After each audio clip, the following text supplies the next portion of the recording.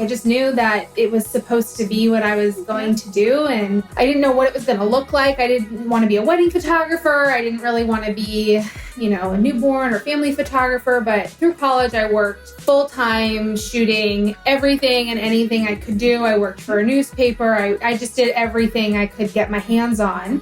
That's Marika Adamopoulos, and this is the Powerful Ladies Podcast.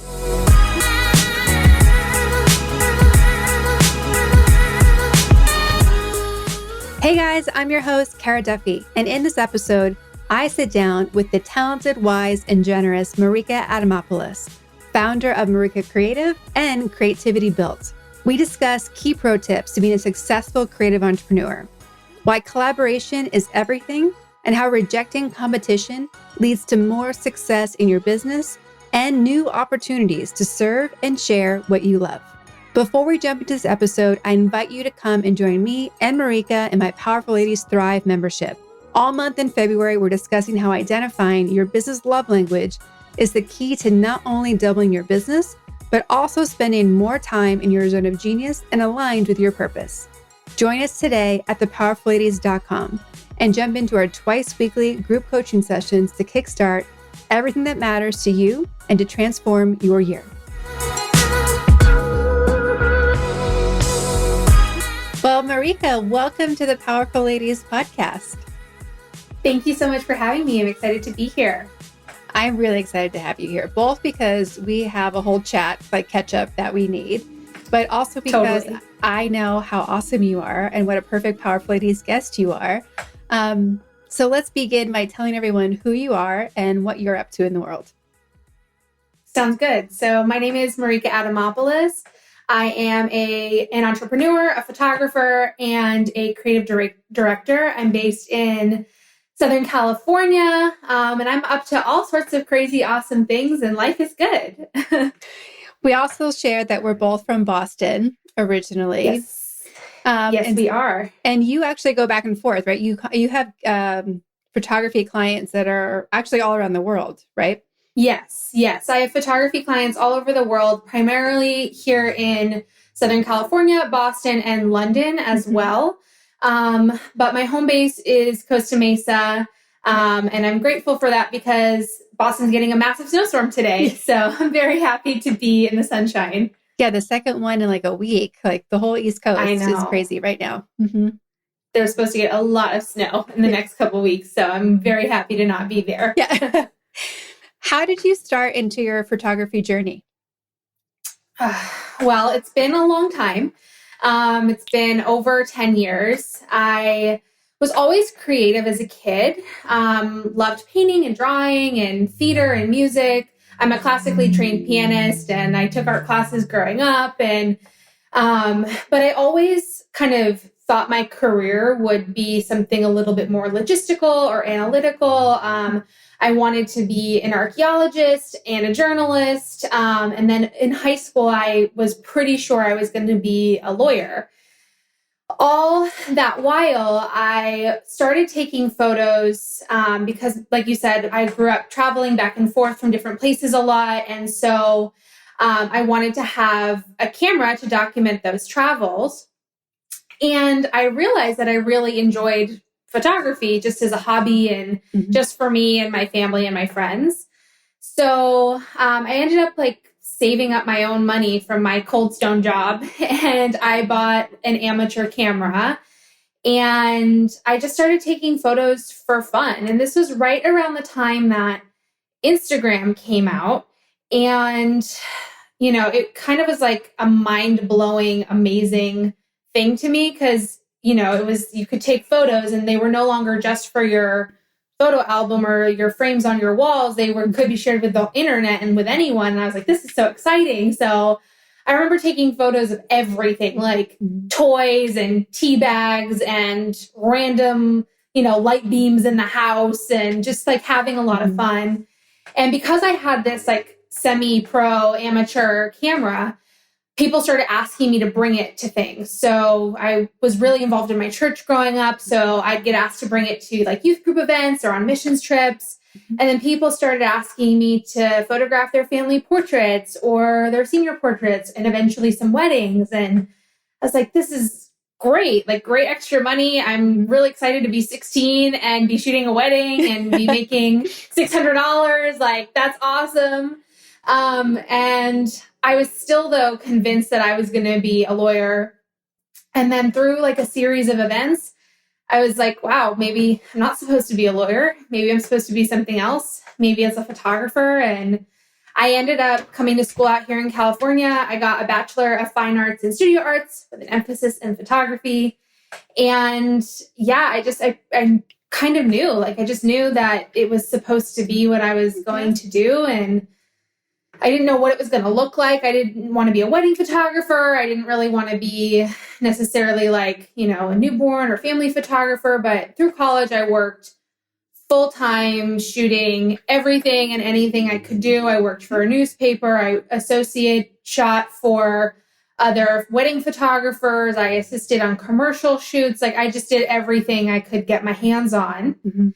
And then, long story coming to a head, I had an internship during college where I was hired as a content creator for a small software company that had creative clients that they were trying to target.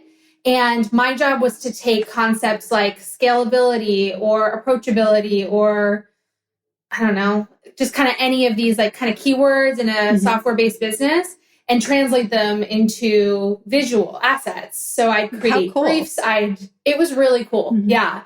And it was the thing that made me realize like I knew what I wanted to do because I was creative directing. I was budgeting, I was prop sourcing, I was finding models, I was, conceptualizing an entire project from start to finish and then delivering on it. Yeah. And so from there, I like hit the ground running with my own business and haven't looked back since. No, I love it. And I am so proud of how your business and you as an entrepreneur has transformed just since I've met you. Like, it's crazy. So if we catch people up to today, what type of work are you doing as a photographer? And what type of work are you doing in the entrepreneur space that is kind of grafted off of being an entrepreneur, photographer? Totally. Yeah. So yes, my business has changed a lot since we've met. Mm-hmm.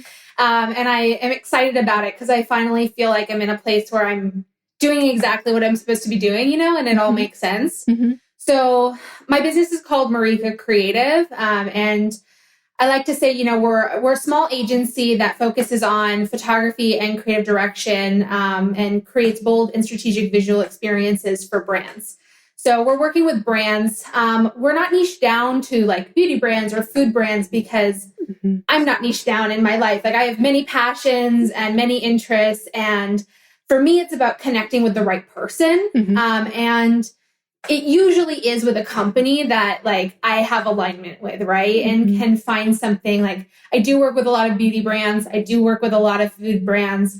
I'm typically working with brands in like health and wellness or lifestyle spaces, although we do have some like commercial real estate and corporate consulting and life insurance companies as well, which is really exciting. And it's so nice to have the diversity because I feel like I get to express myself super creatively. And then I also get to be super analytical with these like other more corporate clients as well. And yeah, so like I said, we focus on photo and creative direction. So it's not just showing up to a photo shoot and taking pretty pictures and leaving. Like, we have, a significant process that is involved with our clients to get to know them as a brand, get to know their values, get to see what they're up to in the world, what's important to them, who they're trying to be.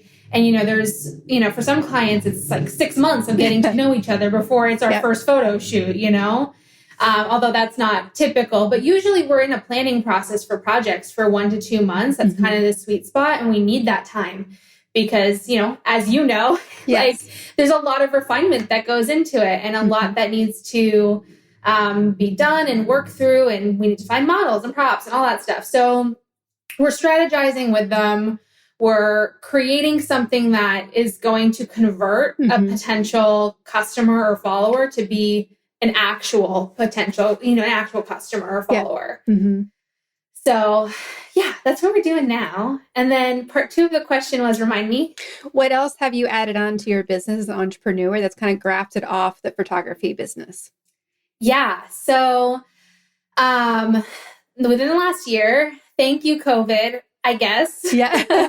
Wouldn't have happened without it, right? But about a year ago, I was in LA with a photographer friend of mine. This was that first weekend in March that, everything shut down. Mm-hmm. He flew in from Minnesota. We were supposed to be on this shoot together. The morning of, it gets canceled. So we're like, okay, let's just try and find a coffee shop that's open and catch up, see what we can do.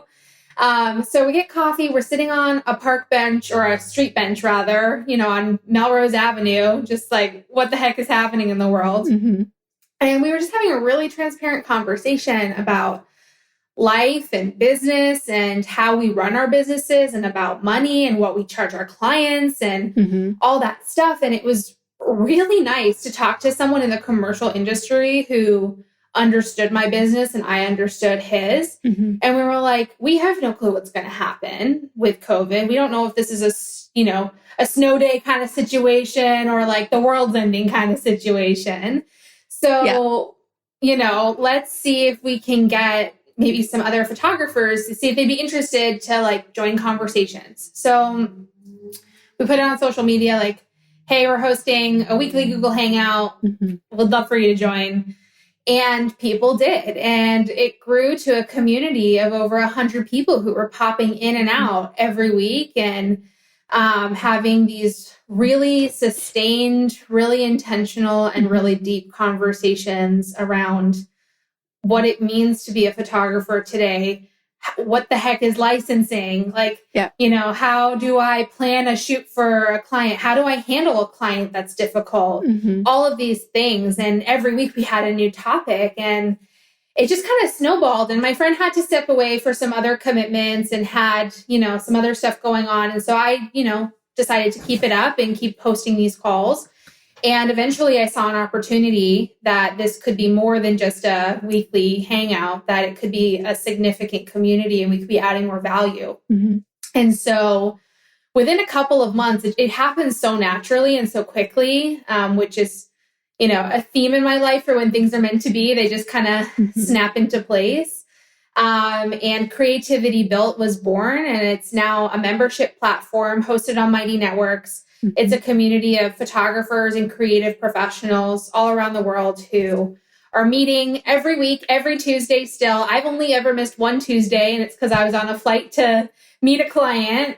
And we have guest speakers, and we do workshops, and we have resources in the community that people can, like, I don't know what a brief looks like. They can download a brief, or, I don't know how to put a mood board together. There are resources for that. And it's amazing. Like, I have so many new friends in my industry all over the world because of this community, and it's really exciting. And it's very natural step to, expanding the Marika creative universe. Well, and I love as well that it speaks to not competition, but how we all support each other. Like, there's enough for everybody, and honoring that everyone's at a different place. Everyone attracts different customers. So sharing the knowledge between what historically would have been competitors is actually such a huge opportunity, and is adding value to everyone's business, not taking it away from it. Absolutely. Oh my gosh. Yeah. Like, this community has completely eliminated a competition mindset for me, because there are people in the community who have some of the clients I wish I had, and I'm sure they feel the same way about me, but it's not like, we have different perspectives. We have a different eye, and we've learned so much from one another. One of the members of the community was sharing with me recently that, before COVID and before joining, she, was really only taking projects like around, $1,000, $1,500, like, if that, like, that was like the max she'd ever taken.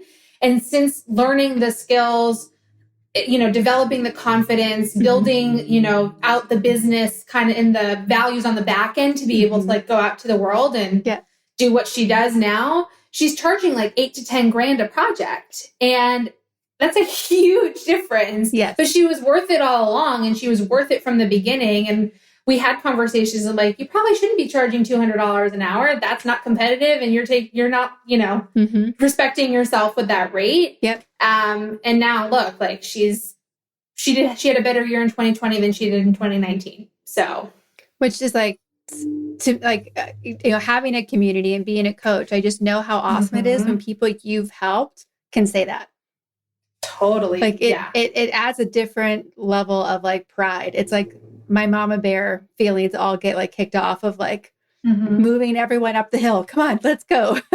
Totally. And I'm not like, it's not my like, I mean, it's nice that I facilitated the space, but it's not my win necessarily. Like we all did it together, you know?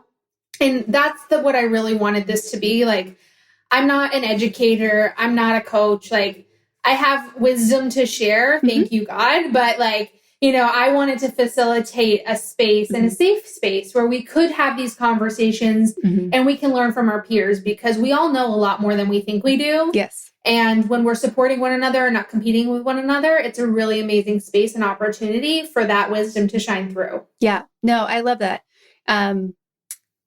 It matters so much, I think, that we empower other people, right? And pay it forward. And I know that really matters to you as well. How have people paying it forward to you gotten you to this point in your business and your career?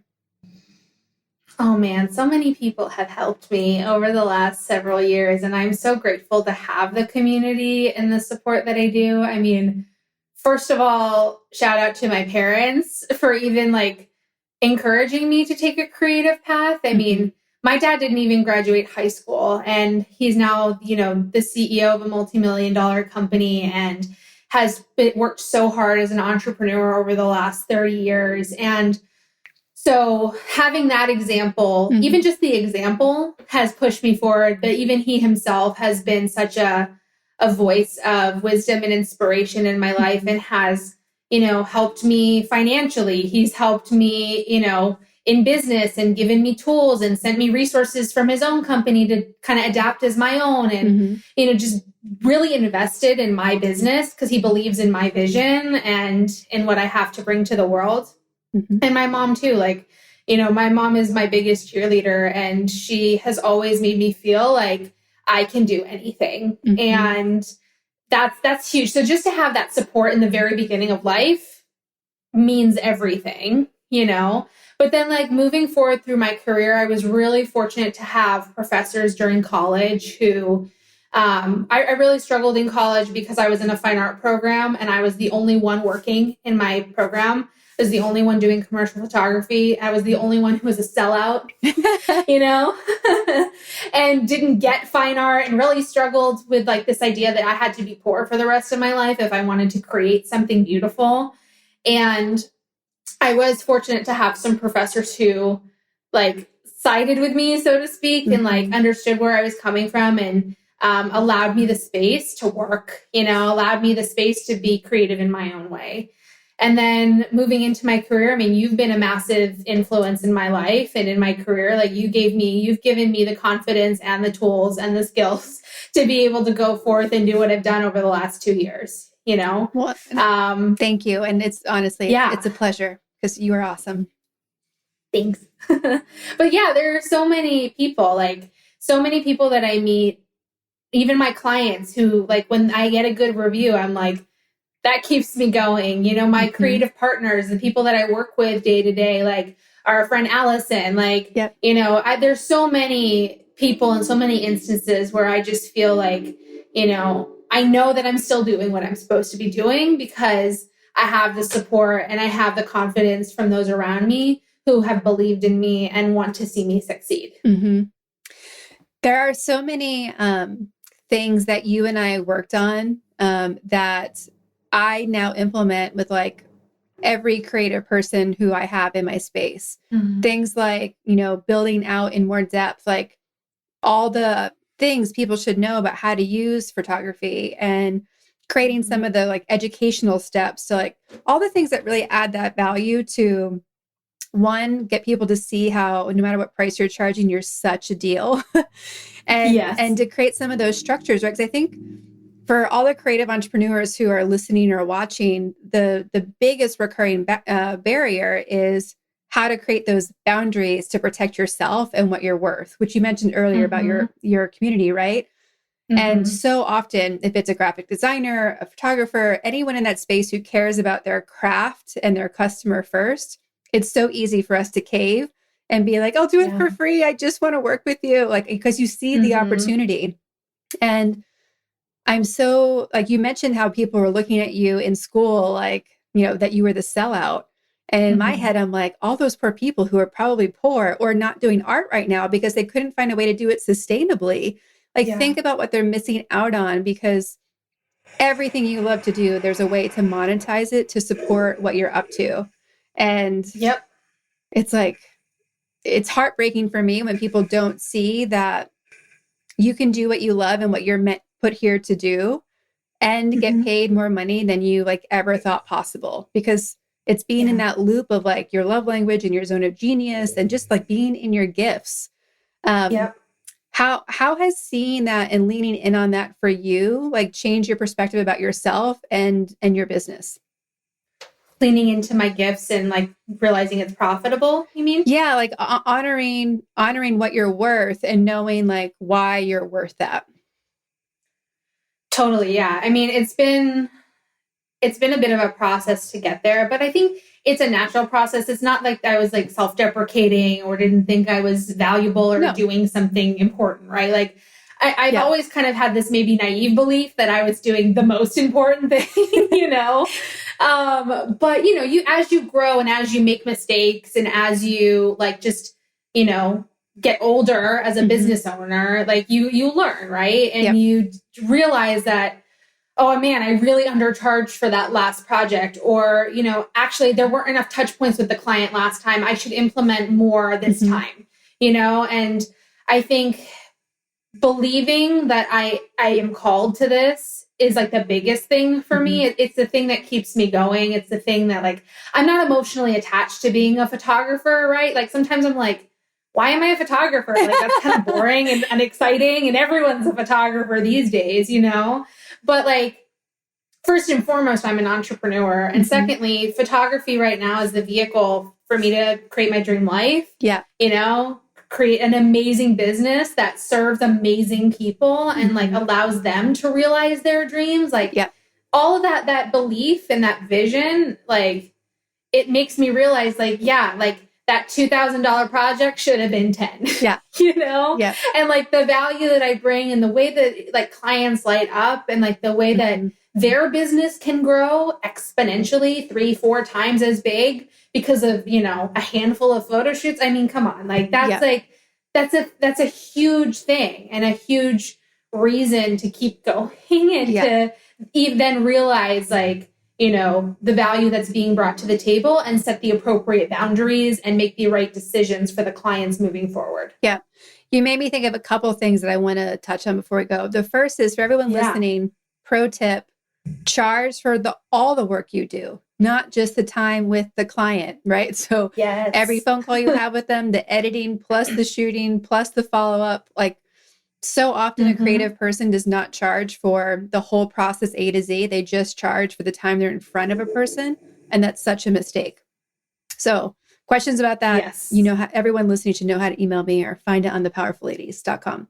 The second thing that you reminded me of is how talented you are at making your clients feel awesome when you're shooting them. Because I've had the pleasure of not just being, I've been with you when you've been shooting somebody else, and I've also been the subject of your Yes. photo shoot. Like you did my last set of photos for our rebrand in 2020. And it's so stressful to be in front of the camera, especially if people who are not normally models, right? People who are CEOs and Mm-hmm. brand owners who we now have to use our face to promote our business because that's just how it's done.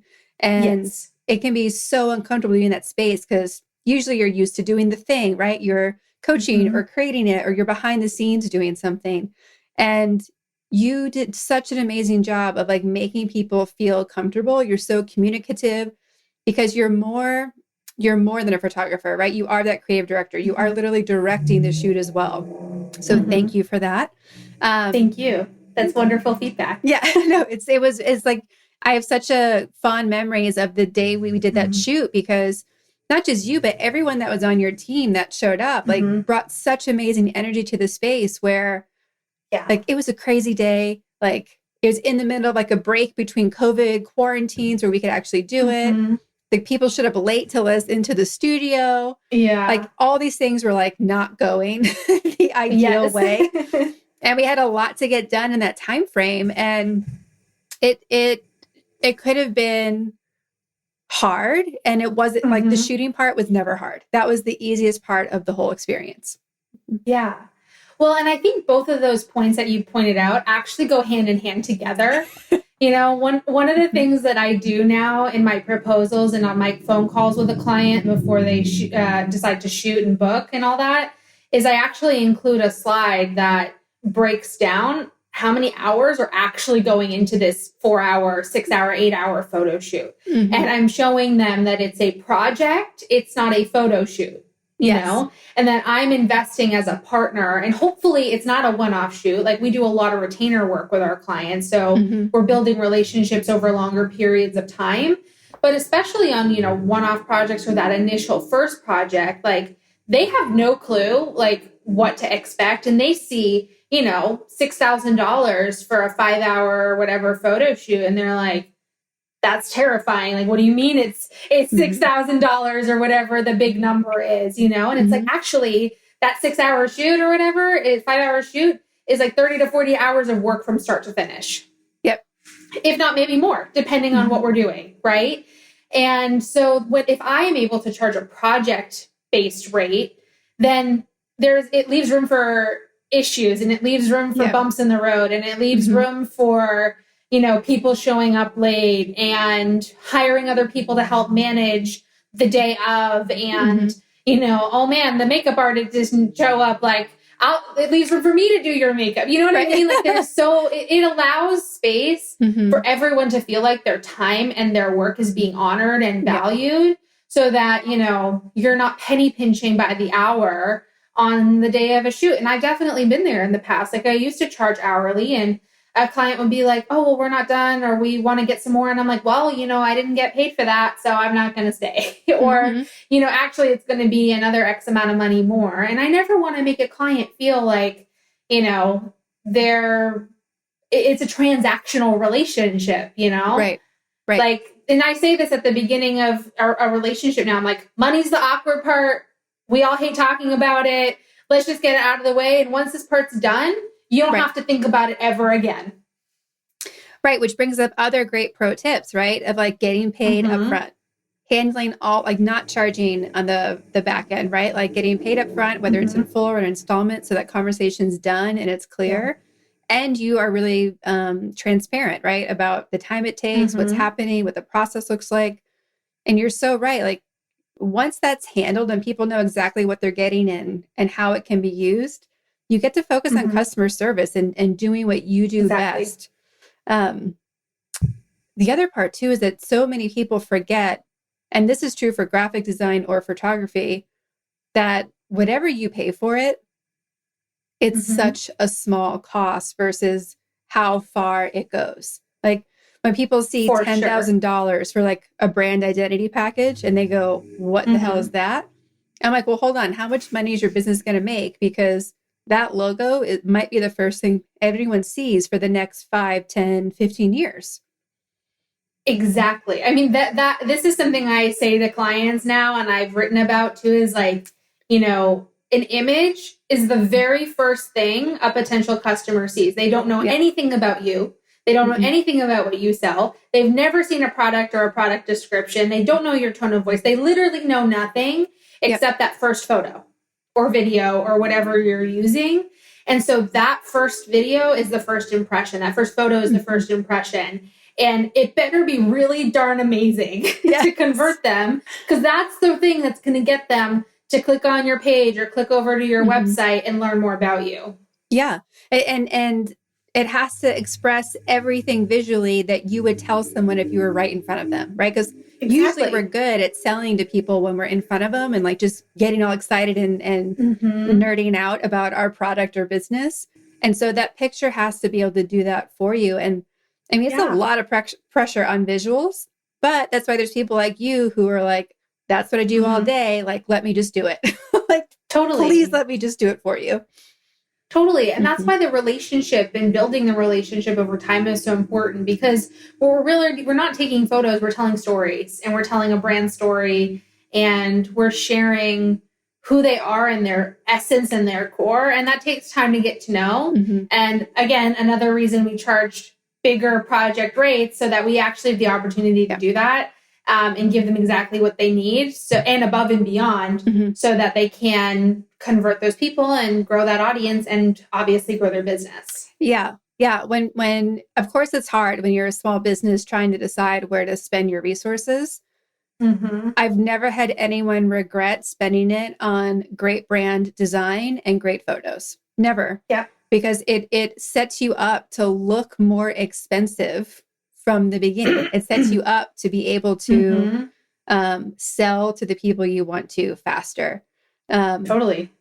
There's, I could talk for hours about like what I would spend on and what I wouldn't. But photography is not one of those things that I would skip, because you use it in so many places and you get so much, like in a 4-hour or a full day shoot. Like there's so much content. There's so much content. Totally. And that's why we do a lot of work before a photo shoot, so that we can schedule the day and we know exactly what we need. So we can literally, overdo the work so that the company has more than they need, for the quarter or however long, that's going to last. Cause I never want to be one of those creators or one of those photographers. It's like, you only get 2 photos from a 4-hour shoot. Like, I want to give you all 200 that look amazing. And then you get to decide what works, or we're working with you to help you decide what works, or when we're collaborating with you and all of that. But yeah, exactly. I'm with you. There's a lot of value in it. When you hear the words powerful and lady separately and then together as powerful ladies, what do you hear and what does that mean to you? Well, powerful, I think, is one of my favorite words, because it's strong. It's it's kind of anticipatory in a way too. It's like this big, bold word that is like fully present and fully in the future of what's possible, and gets you fired up and makes you feel like, you're on top of a mountain and, you're doing all the things that you're supposed to be doing that can resonate with people, if that makes sense. And I think with ladies, like, ladies it's a great term. I use it in my day-to-day life. It's very refined. It's very sophisticated. It's better than like girls or girly, but like it's still approachable in a way. And I use that term with the women on my team. If I'm sending an email, I'm like, hi ladies, or to my girlfriends, if I'm sending a text or something, it's always ladies, because like I said, it's approachable, but it's still sophisticated enough to use and feel all classy, I suppose. And together, I mean, when I hear the term powerful ladies, like, I think of all of the women in my life, all of the ladies in my life who are amazing, who are doing amazing things. I think of, so many things in my life and so many people in my life who are doing all of the things that they want to do and are accomplishing their dream lives. And because they know what they're worth, they know how to position themselves in the world. I mean, I think like it's business, it's sophistication, it's how you dress, it's what you eat. It's like, all of these things that kind of you do for yourself and you feed into yourself, and then what you put out into the world as a result, that makes you a powerful lady. Yeah. When do you feel you're most powerful? That's such a good question. I feel my most powerful in a couple of different instances. I'd say personally, I feel most powerful when I am journaling or I'm spending time taking care of myself because I need it to live and I need it to be successful in all the other areas of my life. And when I'm taking that time, I feel accomplished and I feel powerful because I know what the result of that time will be. And professionally, I feel most powerful when I get to work with an amazing client and they feel like I'm an amazing partner and we're just aligned on what we're doing. And when they say like, this is beyond what we asked for, or, you were such an amazing person to work with, or they affirm what I know in my heart to be true about what I'm bringing into the world. And they affirm the hard work that I've poured into my business, into my life, and into all these things I've been doing for so long. Yeah, that makes me feel really powerful. I love that. When you think about how much your business has changed and how you evolved, what are some moments when you look back at your life that you're like, I'm proud of me in that moment? Well, as things have evolved over the last few years, I'd say just looking back at 2020, I'm really proud of myself. Like at first it was rock bottom for all of us, I think. And it could have been so easy to give up, and there were moments where I literally, was sitting down and I was like, how much would I make if I went and worked at the grocery store? How much could I make if I started Ubering? Like, because I don't know where my next client's coming from at this point. And instead I chose to, stay in the calling and stay focused on what I knew I was supposed to do and use it as an opportunity to bring clarity into my business and into my life and doing that hard work. Now I get to hopefully continue to reap the rewards of that. And like, I was able to connect with dream clients last year that I never in a million years could have ever thought I would get to work with, and I have a team now. Like I have a team of, 12 people who are helping me build my business and who like believe in me and like want my business to succeed. And that's insane to me. Like, and the fact that I'm a boss, I just like, I still can barely take care of myself sometimes. So I'm like, why do these people want to work for me? But they do. And it's amazing. And so I think I am most proud of my perseverance and my diligence and just continuing to find ways to be more efficient and to serve other people better. Yeah. You've always been really committed to taking in as much knowledge as you can from other people who are entrepreneurs or photographers or just, people who are leading really powerful, fulfilling lives. What do you have any systems in place or go-to places where you're like, that's where I go to like keep connected and keep getting more information? And like, what are the good resources that you would love to share? Totally. Yeah. So I'm a big podcaster. So I'm listening to a podcast like every day, multiple times a day. So some of my favorite ones besides Powerful Ladies, obviously. Thank you. Of course. I love Second Life. I love Female Startup Club is another one. Obviously How I Built This, because we all love that one. So yeah, I love those entrepreneur podcasts. I watch a lot of classes about negotiation and sales. And I've learned a lot from watching other successful people who are well known in the world share what they have to offer. I read a lot. I've read some really great books over the last, year in particular, but over the course of my career that have really helped me kind of refine who I am and how I am in the world. Pitch Anything's a really good one that I really enjoyed this year. The Hard Thing About Hard Things. There's so many good ones. Yeah.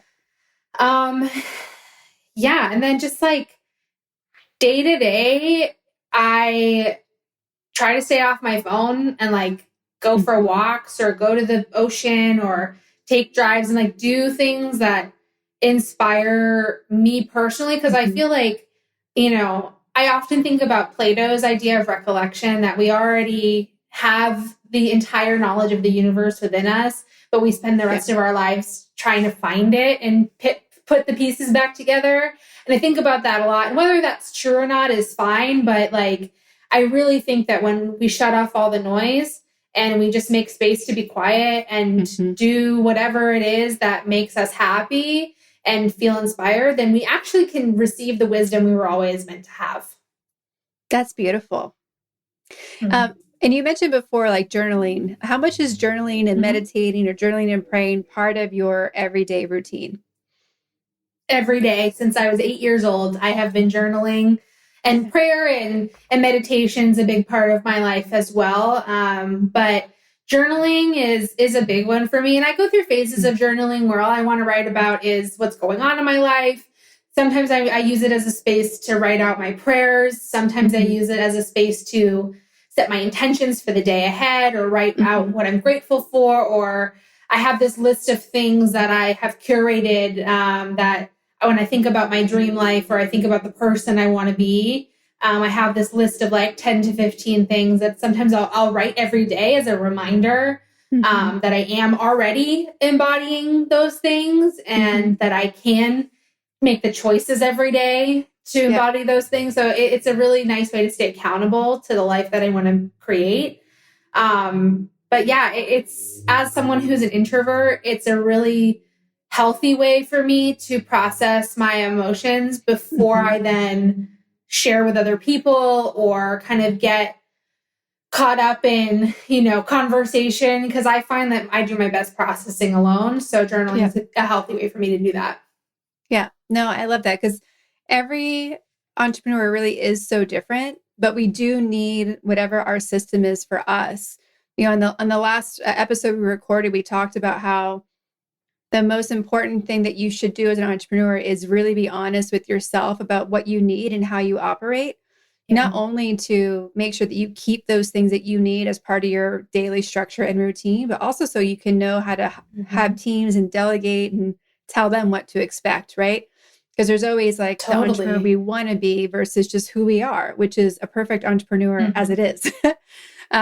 Yes. So I think it's so important as well, right? Like if journaling's your thing or meditating's your thing, like don't sacrifice that for the to-do list, because the to-do list never goes away. Totally. And I mean, of course there are days where it's like, I genuinely don't have time to set aside an hour. Like I have to run out the door, or I have a commitment, or I didn't sleep the night before. And now it happens, right? It's not a perfect system, but it's the like creating the space consistently is, I think, the difference. Yeah. 100% consistent over perfect. Yes. Yes. Well, as you look at 2021, what are you most excited about? And what do you have coming up next that you would love everyone to know about? Yeah, well, 2020 was a year of clarity for me. And I know that 2021 is going to be a year of opportunity. And I feel like this is a breakthrough year. Even though every year is in its own way, I'm just like super optimistic about this year. And even if this year is as terrible as 2020 was, I still know that this year is going to be better and more exciting because my mindset's different, and the work I've done on my business has set me up to have a better year and to do better things. I'm really excited about just pouring into my team this year and creating better operations and strategies with them.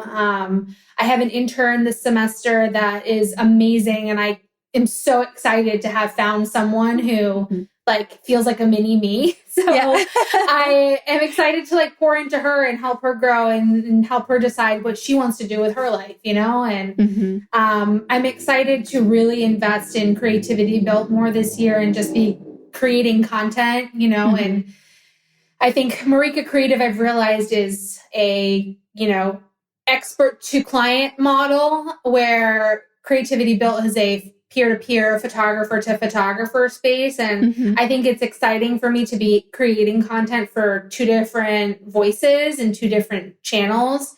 I'm I'm just excited for the next client too. Like I'm always excited for the next client, and I'm excited to pour into the people I already have. And I'm just excited that this year is going to be a better year and we're going to do better things. Mm-hmm. I love that. Well, we ask everybody on the podcast where you put yourself on the Powerful Lady scale.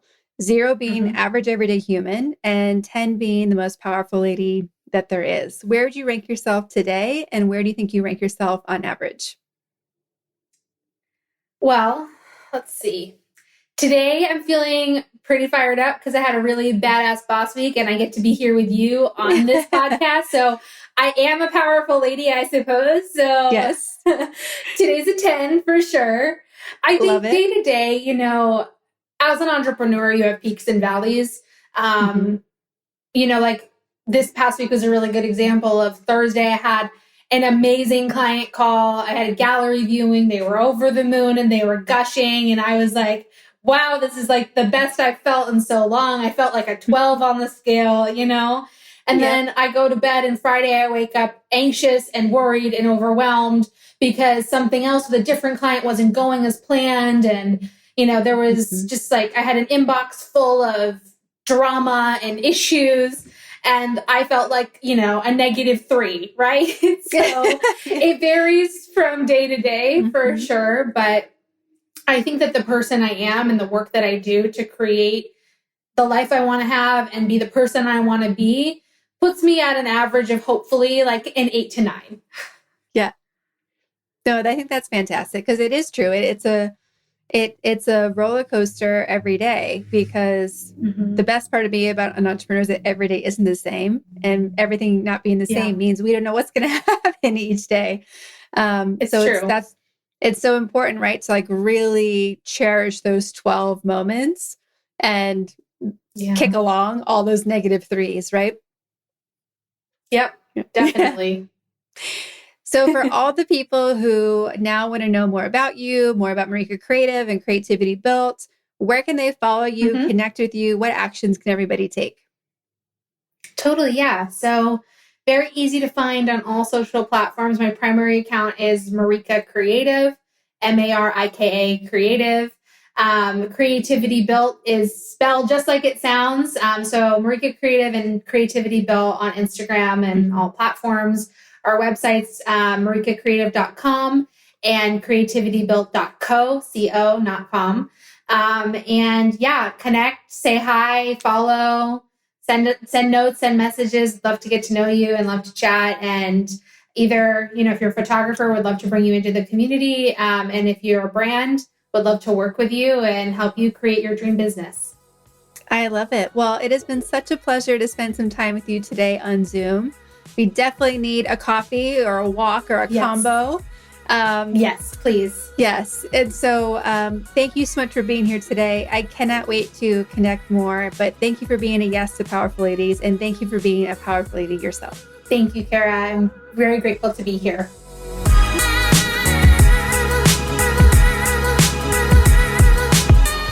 Thank you for listening to today's episode. All the links to connect with Marika, Marika Creative, and Creativity Built are in our show notes at thepowerfulladies.com/podcast. There you can also leave comments and ask questions about this episode. Want more Powerful Ladies? Come join us on Instagram at Powerful Ladies, where you can also find some free downloads to start being powerful today. Subscribe to this podcast and help us connect with more listeners by leaving us a 5-star rating and a review. If you're looking to connect directly with me, visit karaduffy.com. I'd like to thank our producer, composer, and audio engineer, Jordan Duffy. Without her, this wouldn't be possible. Follow her on Instagram at Jordan K. Duffy.